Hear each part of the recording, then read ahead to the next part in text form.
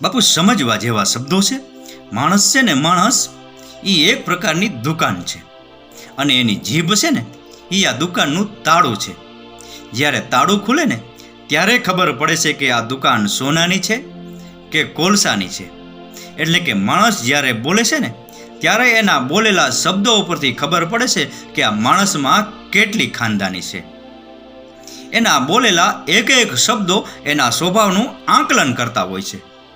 જો એની વાણી મીઠી અને મધુર હશે ને તો 5-25 લોકો એના વખાણ કરશે. પરંતુ જો એની વાણી કડવી હશે ને તો એ જ 5-25 લોકો એની બુરાઈ કરશે. માણસ કેવો છે, એનામાં ગુણ કેટલા છે, એનામાં ઝવેરાત કેટલી છે, એ માણસની ભાષા ઉપરથી ખબર પડે છે. આપણી ગુજરાતી ભાષામાં કહેવત છે કે વાણી અને પાણી જરૂરિયાત પૂરતા વાપરો. તલવારના ઘા રૂજાય છે પણ વાણીના ઘા રૂજાતા નથી.